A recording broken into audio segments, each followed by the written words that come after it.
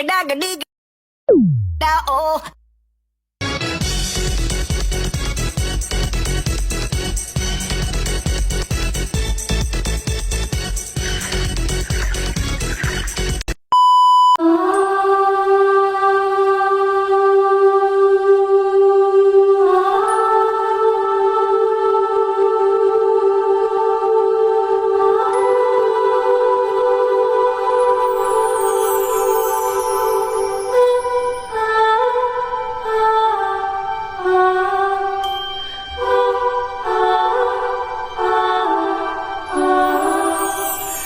Assalamualaikum warahmatullahi wabarakatuh. Perkenalkan, nama saya Nurul Jamar Sauli dari kelas 3E dengan nomor NPM 0227231177.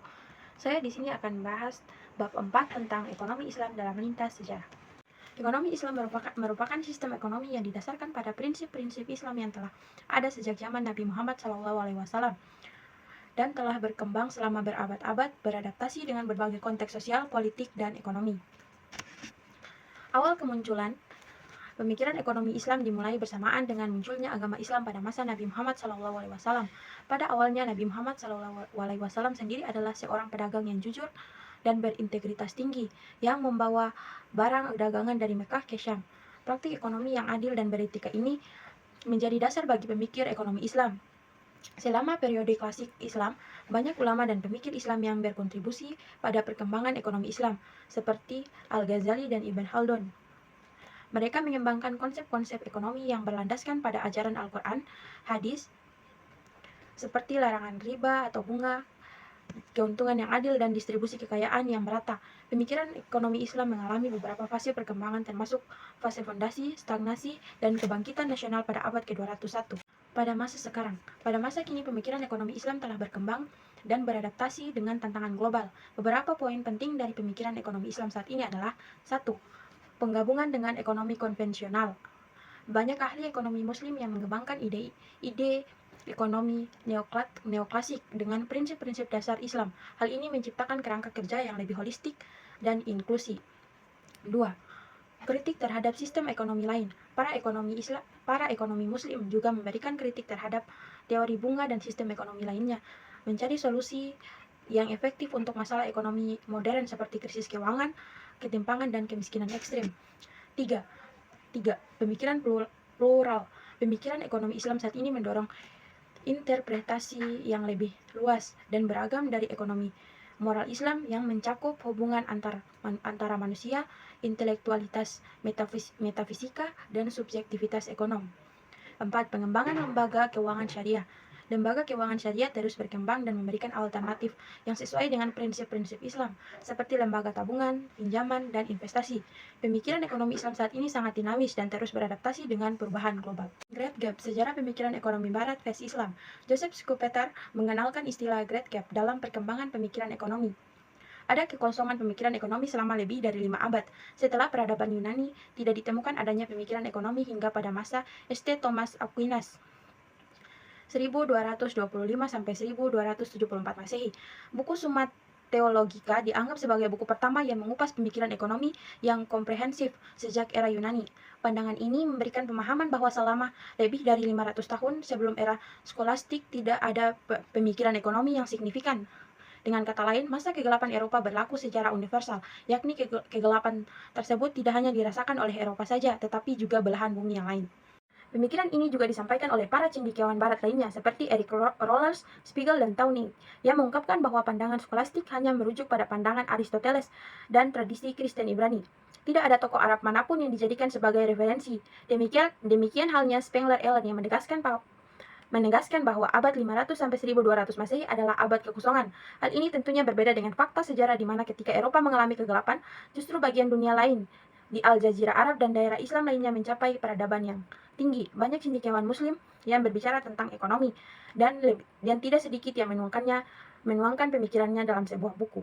Oleh karena itu, pemikiran Schumpeter tersebut sangat disesalkan mengingat bukunya History of Economic Analysis yang senantiasa menjadi rujukan, maka pemahaman tentang adanya Great Gap ini akan terus digaungkan oleh para ekonomi lainnya atau pengikutnya. Meski demikian, terdapat beberapa cendekiawan barat yang ahli di bidang sejarah abad pertengahan yang menegaskan adanya Great Gap. 4. Fase perkembangan ekonomi Islam. Fase pertama yakni fase fondasi. Fase ini dimulai pada awal sejarah Islam hingga tahun 450 Hijriah atau 1058 Masehi. Ekonomi masih dibahas oleh para ahli fikih, filsuf, dan juga para sufi.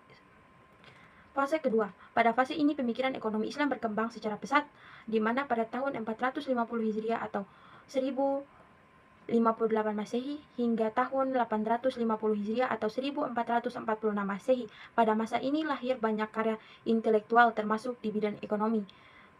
Fase ketiga, periode ini adalah terjadinya stagnasi, tidak ditemukan pemikiran ekonomi Islam yang signifikan. Periode ini dimulai pada tahun 850 Hijriah atau 1446 Masehi hingga 1350 Hijriah atau 1932 Masehi. Fase keempat ini adalah periode kebangkitan, dimulai pada tahun 1932 hingga saat ini. Islami membagikan lebih detail lagi periode ini per seperempat abad.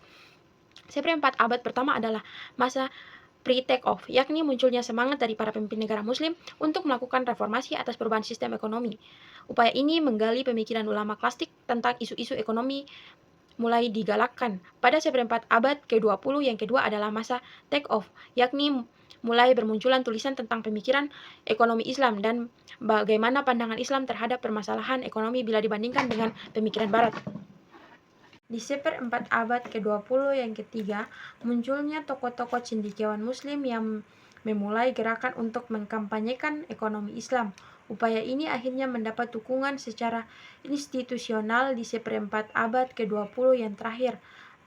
Rekonstruksi dan pengakuan terhadap pemikiran ekonomi Islam semakin masif. Adapun seperempat abad pertama di abad 21 ini kita sempat menyaksikan semakin meluasnya penerimaan dunia atas ekonomi Islam.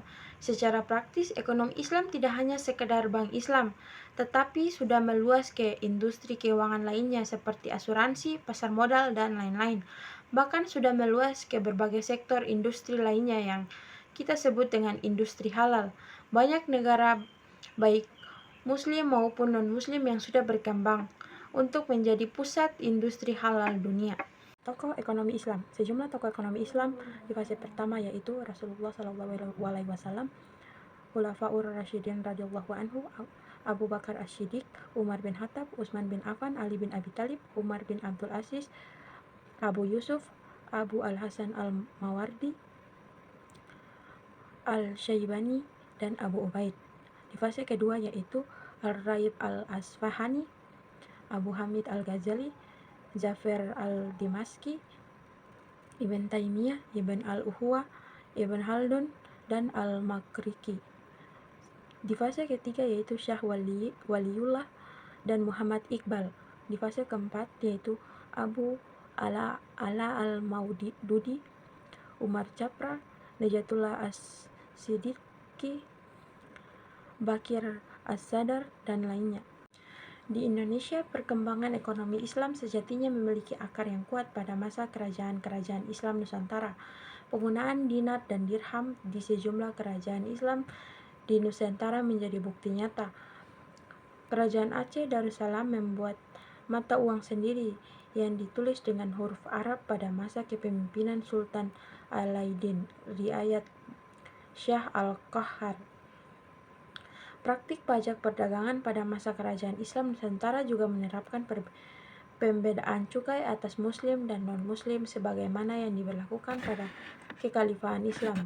Di dalam perkembangan ekonomi Islam, ternyata para pemikir atas atau cendekiawan Muslim Indonesia telah banyak memberikan kontribusinya, tetapi pemikiran ekonomi Islam tidak cukup dikenal oleh para cendekiawan Muslim dunia karena tidak ditulis atau diterjemahkan dalam bahasa dunia, misalnya Inggris dan Arab. Di kuartal keempat abad 20 mulai muncul diskusi tentang sistem keuangan tanpa bunga mengikuti isu dunia Islam waktu itu.